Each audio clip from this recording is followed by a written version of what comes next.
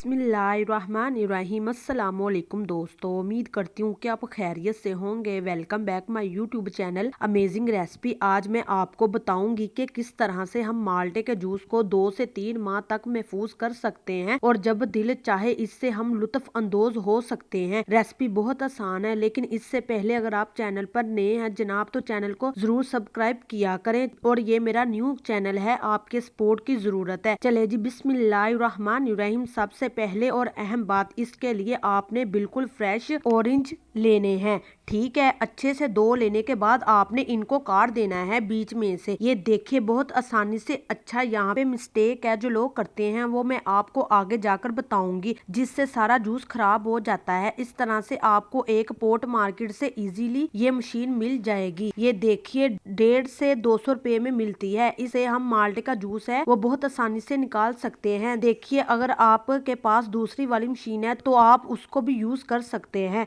अब आपने सभी माल्टों का जूस निकाल लेना है।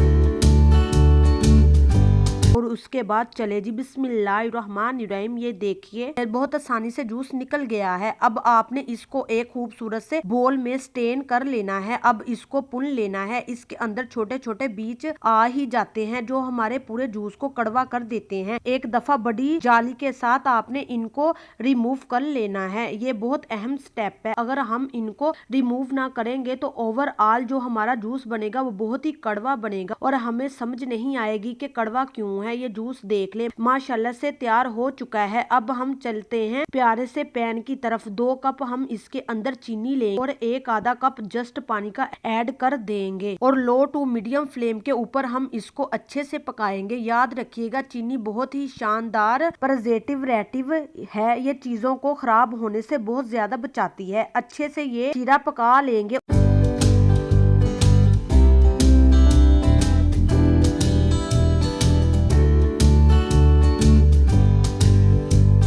उसके बाद बिस्मिल्लाहिर्रहमानिर्रहीम 1 लीटर के करीब हम इसमें जूस ऐड कर देंगे जितना हमने स्टोर करना है। चले जी अब हमने इसको मीडियम फ्लेम के ऊपर अच्छी तरह से पकाना है। समझ ले कि ये जितना आपको नजर आ रहा है इससे हमने इसको आधा कर लेंगे। तो ये देखिए चले जी माशाल्लाह बहुत ही अच्छे से ये पक रहा है। इसी दौरान अगर आप चैनल पर नए हैं जनाब तो चैनल को जरूर सब्सक्राइब किया करें। चले जी 1 चुटकी इसमें सोडियम बेंजोन ऐड कर देंगे। सोडियम बेंजोन आपको किसी भी अच्छे पंसारी या हकीम से अवेलेबल होगा। इसका काम क्या होता है, ये आपकी प्रोडक्ट और आपकी रेसिपीज की शेल्फ लाइन होता है, इसको बढ़ा देता है। ठीक है, और ये आपको इजीली सिर्फ 1 चुटकी चाहिए होगी इसके अंदर। अब ये देखिए ये हाफ क्वांटिटी में रह गया है, इसकी कंटेंसिस बढ़ चुकी है। अब आपने इसको सेव कैसे करना है। चले जी बिस्मिल्लाहिर्रहमानिर्रहीम। ठंडा कर लेने के बाद ये शीशे की बोतल है, इसको मैंने अच्छे से गर्म पानी से धो लिया था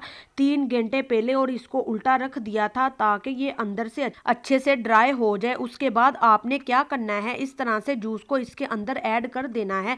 सभी बर्तन आपके ड्राई होने चाहिए, पानी या नमी इसके अंदर बिल्कुल भी नहीं होनी चाहिए, वरना आपका जूस ये जो शिकैश है वो खराब हो सकता है। ठीक है, आपने जब सर्व करना है, जब यूज करना है तो बिस्मिल्लाहिर्रहमानिर्रहीम ग्लास के अंदर आइस क्यूब्स ऐड कर देंगे और ये लीजिए 2 से 3 टेबल स्पून इसमें शरबत या जूस कैश का ऐड कर देंगे। इसमें ठंडा या जो भी पानी अवेलेबल हो वो ऐड कर देंगे और खूब मजे से इसको एंजॉय करेंगे। इसके साथ साथ आपसे मैं एक खास बात कर रही हूँ कि आपने इसको बाहर ही रखना है, धूप से बचा कर रखना है। आपने ठंडी जगह इसको महफूज कर देना है। आई होप कि आपको मेरी ये रेसिपी बहुत पसंद आई होगी। अगर पसंद आई है तो लाइक कीजिए, शेयर कीजिए, चैनल को सब्सक्राइब करना मत भूलिएगा। यहाँ हम मिलेंगे एक नई वीडियो के साथ, तब तक के लिए अल्लाह हाफिज।